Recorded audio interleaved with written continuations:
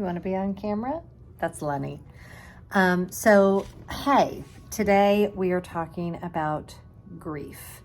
And I'm not sure I'm even going to put this video up because I'm breaking all of the YouTube rules. I'm not camera ready, as they say. I'm here with my distracting dogs, but I'm also grieving. And I thought, you know what? I could wait until I'm all nice and polished and able to talk in a super coherent way when my words aren't, escaping me and I'm struggling to speak. But then I thought, you know what? If I'm a grieving person and I'm looking for a video to help me with grief, boy, that's a good shot. Lenny's up for adoption, by the way. This is our foster puppy. Yes, I'm struggling today. And I jotted down 5 things about grief. I am grieving the loss of our sweet puppy, Walter, who was a Cairn Terrier Chorky mix that we had for almost 9 years. We rescued him when he was only just a few months old, and he was an integral part of our family, of our lives. This is a dog that slept in the bed with me every night of his life that I was in town for almost 9 years. So the loss is like palpable, and we are just working through it. Lenny is being very sweet. We always rescue our dogs, and today really isn't about dog grief. The things that I'm going to share are things that I've learned from grieving the loss of a grandparent, grieving the loss of a parent, grieving the loss of friends, other pets that we've had. So just stick with me if you are hurting today. I'm hoping this might bring you a little bit of comfort. I have some random Disney music going on in the background that hopefully isn't too much of a distraction, and we're just going to get through these things. So I have a list because that's how I cope. I make lists. And I wish you could see Lenny. He's literally laying in my lap. By the way, Lenny and Sadie, we are medically fostering. They are up for adoption. They are a bonded pair. They are amazing. We cannot have 2 big dogs right now, so we've only committed to keep them while Sadie's recovering from TPLO surgery. But if you are interested in 2 amazing dogs, I will put the link below to how you can adopt them. So, 5 things I've learned about grief. Are you ready? Number 1, it comes in waves, sort of like contractions. The crying and like the emotion bubbling up, it really does come in waves, and it will hit you out of nowhere, and it will take you out for a few minutes, and then it will subside, and you'll feel almost normal for a while, and then it will come right back. And I say it's kind of like contractions because just when you feel like they're starting to get further apart, they start to get closer together again. And it's just part of the process. If you've never been through childbirth or watched someone go through childbirth, waves is a good way to describe it as well. But except for, you just don't know when the waves are going to come. You don't know when it's going to hit you. You don't know when it's going to take your legs out from under you, literally. So it makes it very difficult to just kind of live daily life, especially at the beginning. But even as it goes on, you'll think, okay, it's been however long, I'm starting to feel better. And then it tends to just kind of, you have to go through it all over again. So just know that that's perfectly normal, that the crying jags, in my very, very practical experience as someone who unfortunately has grieved a lot of things, allowing yourself to cry as much as you need to cry in that moment is super helpful because the tears are going to come out. And so trying to stifle it is not helpful. And I really think that grief counselors would agree with me on that, which, by the way, I am not a grief counselor. I'm just a person who's been through a lot of grief. Let it happen. Don't fight it. Let yourself feel the tears.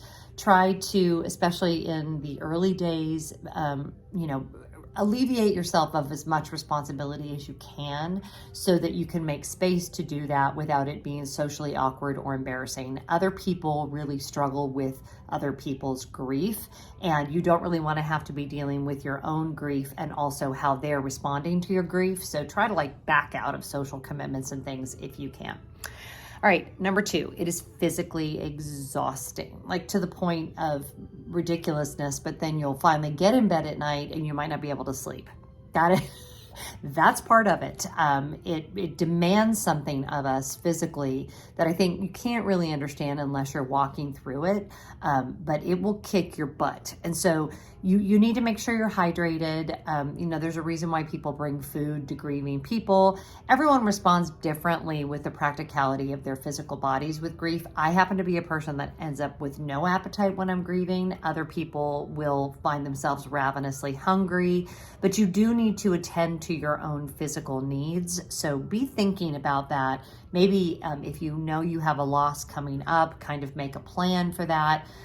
It becomes very physically exhausting to like even care for your normal self. And so just make a plan and get food, get sleep, do the best that you can, but don't be surprised when the grief is just physically, practically exhausting.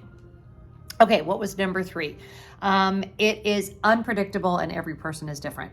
So everybody grieves differently. There is no right way to grieve. And we love to judge other people on how they grieve. So for some people, getting out and living their normal life might be what they need to do. For me, making this video is what I needed to do. Yesterday, I had a couple of consulting calls.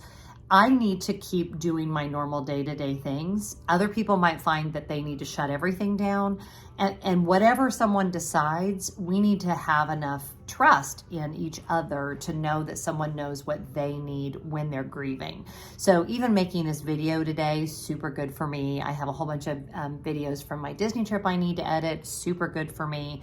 Moving forward through my life and getting back to some sense of normalcy in the midst of the grief, right? Because the crying is still happening and all of that is still happening, but just the act of having a purpose and something I have to do every day is very grounding and is helping me move through the grief. So everybody's different, but also have respect for if someone, like for instance, if someone had a major loss and then they decided to continue on with a vacation or a party or whatever. I just learned this on Real Housewives. I guess in Jewish tradition, that's called a simcha. When you go ahead with your normal life, respect that.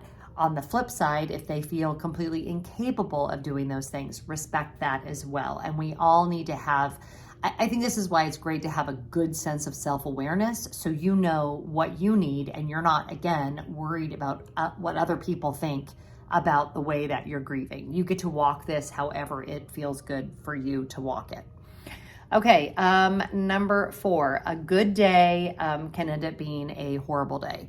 So what I mean by that is you may wake up and think, especially I think with pet loss, obviously the timeline tends to be different, although the loss is, they're very different losses, but the grief part is the same. So depending on where you are in your timeline, you may wake up, like today is day 6 or 7 for me since when we lost Walter, and I woke up thinking today was a really good day. It was like, okay, I can move on, I can do my normal things, I'm gonna be okay today, I'm not gonna have a ton of crying jags. And then his ashes were delivered and it's been like the worst day. So I think giving yourself grace, it's one thing, let's say that to each other, like look at the people around you that are grieving and give them grace. But as the grieving person, give yourself grace. I've really struggled with forgiving myself for medical decisions. And I think that that is true in all kinds of different loss. If you were the caregiver responsible for the medical decisions, that guilt, and I'm going to put some resources down in the description box for like actual counselors so that you can find someone to talk to, because again, this is just me sharing my experience.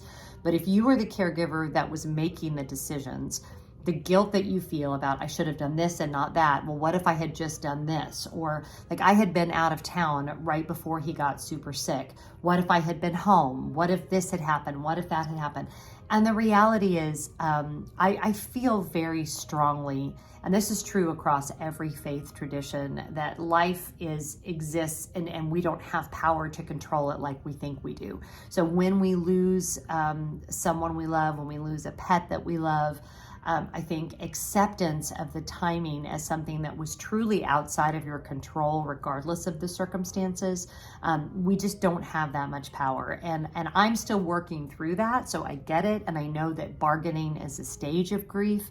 And so yeah, just have a lot of grace for yourself and don't put really high expectations on what things will look like. And then lastly, try not to make any major decisions. I know everyone says this, but even, and I don't want to say like even with pet loss, because I've experienced both, right? I have lost the closest people in the world to me, and I have lost pets, and the grief part of it feels awfully the same. The intensity, and really not even the intensity, more like the time is maybe not as long. It hasn't taken me as long to grieve the loss of our pets, but the feeling has felt every bit as intense.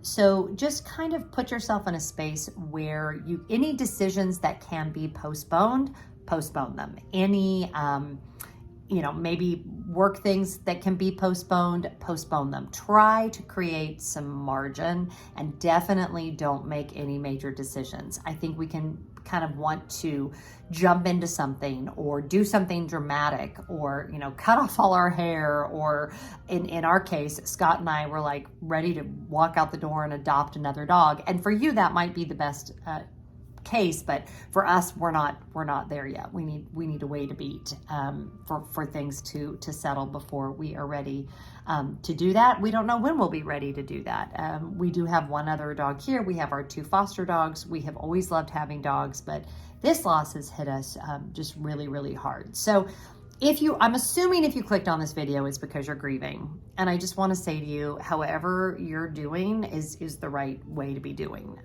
Have grace. Forgive yourself, move through it. I'm right there with you. Time will help.